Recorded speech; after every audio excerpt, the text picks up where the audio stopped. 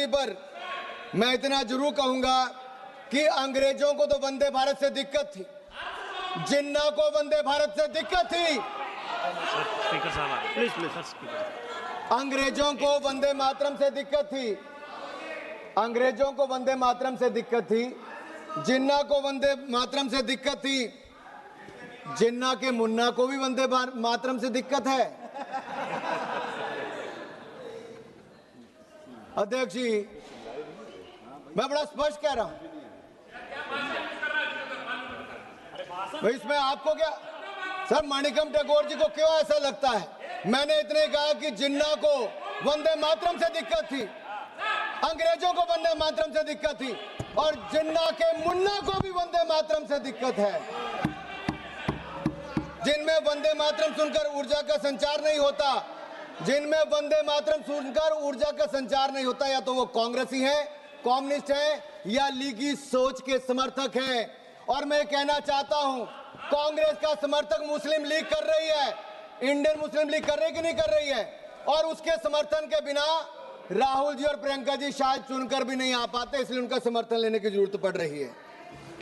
माननीय अध्यक्ष जी, जिनको वंदे मातरम से दिक्कत है, मैं उनका इतना ही कहूंगा कि Vande Mataram is the most sacred mantra of our freedom. It is the war cry of our independence that no force on earth can silence. It is the lifeblood of our national strength and spirit. Vande Mataram is uncompromising, unsilenced and unshaken. These twin words, Vande Mataram, has no beginning, no end. They are eternal and immortal. अध्यक्ष महोदय, वंदे मातरम का जहां एक और हम आज 150वां साल मना रहे हैं, वहां कुछ लोगों के पास इस महापाप का प्रायश्चित करने का अवसर भी है, लेकिन रेडिकल कम्युनिज्म और लीगी मानसिकता के साथ जुड़े लोग शायद इस पर सुधार ना करें, क्योंकि वंदे मातरम को उन्होंने आधार बनाया था पॉलिटिक्स ऑफ अपीसमेंट का, तुष्टिकरण की राजनीति का। उस समय वोट बैंक की राजनीति उनको भविष्य में भी दिख रही थी और आज भी दिखती है। इसलिए बांटो और राज करो की नीति तो अंग्रेजों की थी, लेकिन इनकी नीति काटो, छांटो, विवाद खड़ा करो और फिर जड़ से ही खत्म कर दो। इन्होंने वंदे मातरम के साथ भी वैसा किया और देश के भी दो टुकड़े करने का काम नेहरू जी की सोच के कारण उस समय हुआ था। ये कहते हैं, सोनिया जी ने एक बार कहा कि नेहरू जी को बदनाम करने का काम करते हैं। मैं बड़ी गंभीरता से कहता हूं सर, हम लोग जवाहरलाल नेहरू जी को बदनाम नहीं कर रहे, मैं तो देश के सामने सच रख रहा हूं। हम तो देश के सामने सच रख रहे हैं साहब, और सच्चाई यही है कि जब वंदे मातरम को काट छाट दिया गया, तो अब ओमकार ठाकुर जी हो, पुलस्कर जी हो, उन्होंने कहा कि हम कटा छटा वंदे मातरम नहीं गाएंगे, हम पूरा का पूरा गाएंगे, जिसको विरोध करना है करें। केवल 2 संजों तक इन्होंने सीमित कर दिया, टुकड़ों में देश को बांट दिया। उस समय जिन्ना को खुश करने का काम किया, आज जिन्ना के मुन्ना को खुश करने का काम कर रहे हैं। मैं माननीय सभापति जी, 27 जुलाई 2018 को कांग्रेस की एक बड़ी रैली बंतवाल में दक्षिण कन्नड़ में हो रही थी। राहुल जी ने मंच से कहा, सिंग ओनली वन लाइन, सिंग ओनली वन लाइन। अरे राहुल जी ने 2 स्टैंजे तक कर दिया, नेहरू जी ने 2 स्टैंजे तक कर दिया, राहुल जी 1 लाइन तक सीमित कर रहे हैं। और यही नहीं, मुझे नहीं पता सर कि आखिरकार ये इतना विरोध इसका क्यों करते हैं, और इसका मूल कारण क्या है सर?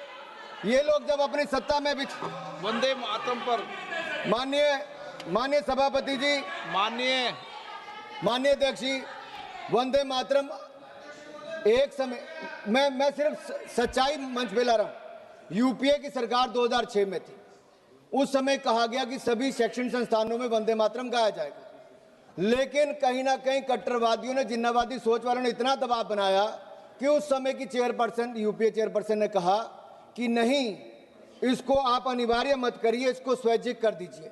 मेरा सवाल यह है, क्या वंदे मातरम अनिच्छा या इच्छा का विषय हो सकता है? वंदे मातरम गीत इच्छा या अनिच्छा का विषय नहीं हो सकता।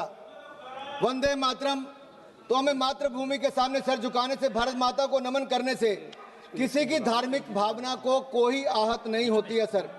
अध्यक्ष महोदय, जो लोग अमेरिकन डेमोक्रेसी की बात करते हैं और सेक्युलरिज्म की बात करते हैं, मैं इतना ही कह देना चाहता हूं, यूनाइटेड स्टेट्स में प्लेज ऑफ एलिजियंस में जिसका एक फ्रेज है, वन नेशन अंडर गॉड, ये अमेरिका के स्कूलों में बच्चों को रोज इस पाठ को पढ़ाते हैं, लेकिन हमारे यहाँ पर वंदे मातरम गाने पर विरोध करते हैं। मध्य प्रदेश में जब इनकी सरकार थी तो मध्य प्रदेश के सेक्रेटरीट में कहा गया, यहाँ से राहुल जी समय देखते, कहा गया कि मध्य प्रदेश के सेक्रेटरीट में वंदे मातरम धुन नहीं बजनी चाहिए। ये बार बार वंदे मातरम का विरोध क्यों होता है अध्यक्ष जी? और यही नहीं, क्या 2009 में वोट बैंक की राजनीति के लिए उस समय के होम मिनिस्टर पी चिदम्बरम जी देवबंद में जमाते उलमा हिंद के 30th जनरल सेशन में गए, और पी चिदम्बरम जी जिस सेशन में गए, वंदे मातरम के विरोध में रेजोल्यूशन वहां पर पास हुआ। कांग्रेस पार्टी को इसका जवाब देना चाहिए कि एक नहीं, एक के बाद दूसरा सबने किया। सर बड़े मियाँ तो बड़े मियाँ, छोटे मियाँ सुभान अल्लाह। 2019 में भोपाल सेंट्रल से कांग्रेस के एमएलए हुआ करते थे आरिफ मसूद, एक सार्वजनिक कार्यक्रम में उन्होंने कहा कि शरिया कानून के अंतर्गत वंदे मातरम बोलने से मना कर दिया। सर मैं पूछना चाहता हूं, क्या वंदे मातरम के गान पर रोक लगाना चाहिए? और यही नहीं, समाजवादी पार्टी के सांसद शफीकुर रहमान बर्क, जिन्होंने वंदे मातरम को इस्लाम विरोधी कह दिया। महाराष्ट्र में समाजवादी पार्टी के विधायक अबू आजमी ने वंदे मातरम का विरोध किया। समाजवादी के एक विधायक रईस शेख भिवंडी से महाराष्ट्र में इसका विरोध करते हैं। समाजवादी पार्टियों, कांग्रेस पार्टियों एक तरह से मिलकर वंदे मातरम का बार बार विरोध करते हैं। अखिलेश जी तो कह देते हैं बच्चों को अधिकार है कौन सा गाना सुनना है। सर ये फिल्मी गीत नहीं है, ये लोरी नहीं है, ये राष्ट्रगीत है, ये राष्ट्रगीत है। अखिलेश जी आप आर्मी स्कूल में पढ़े होंगे, लेकिन आपको इतना पता नहीं कि वंदे मातरम और फिल्मी गीत में अंतर है भाई। माननीय अध्यक्ष महोदय मैं खत्म कर रहा हूं, 3 मिनट में मेरा भाषण खत्म कर रहा हूं। आज भारत धूमिल पड़ चुके अपने स्वर्णिम अतीत को तलाश भी रहा है और अपने भविष्य को गढ़ भी रहा है। भारत के पूर्व प्रधानमंत्री आदरणीय अटल बिहारी वाजपेयी जी ने कहा था 19 मार्च 1973 को, सर मैं अटल जी को कोट कर रहा हूं और ध्यान से सुनिएगा। अटल जी ने कहा था, आई कोट, वंदे मातरम इस्लाम का विरोधी नहीं है। क्या इस्लाम को मानने वाले जब नमाज पढ़ते हैं तो इस देश की धरती पर, इस देश की पाक जमीन पर सिर नहीं टेकते, माथा नहीं झुकाते? ऐसे मुद्दों पर किसी को भी असहमत होने की इजाजत नहीं दी जा सकती। कल वो कहेंगे कि तिरंगा झंडा है, मगर हम तिरंगे के आगे झुकेंगे नहीं, क्योंकि हम अल्लाह के आगे झुकते हैं, तिरंगे के आगे झुकेंगे नहीं। हिंदुस्तान में रहने वालों को, हर आदमी को तिरंगे के सामने झुकना होगा, तिरंगे के सामने झुकना होगा। वंदे मातरम कहना होगा। वंदे मातरम भारत के राष्ट्रवाद का महामंत्र है। जब जब हम इस मंत्र को भूले हैं हम कमजोर हुए। आजादी के अमृत महोत्सव में प्रधानमंत्री मोदी जी ने केवल एक परिवार नहीं, जितने लोग आजादी के साथ जुड़े थे, स्वतंत्रता संग्राम के साथ जुड़े थे, प्रधानमंत्री नरेंद्र मोदी जी ने उनके बारे में गांव-गांव में बताया। यही नहीं सर, ये लोग कहां से याद करेंगे वंदे मातरम को? इनकी सरकारों के समय तो यासीन मलिक को बिरयानी परोसी जाती थी प्रधानमंत्री के घर पे, उसी यासीन मलिक को पाकिस्तान भेजा जाता था। अरे बाटला हाउस कांड के आतंकवादियों के घर जाकर सोनिया गांधी जी रोती थी।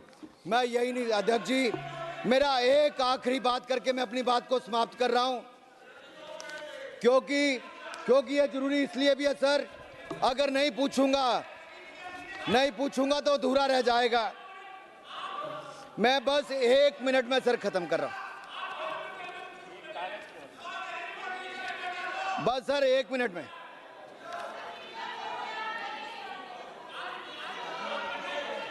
नहीं ये लोग बहुत हल्ला कर रहे हैं सर।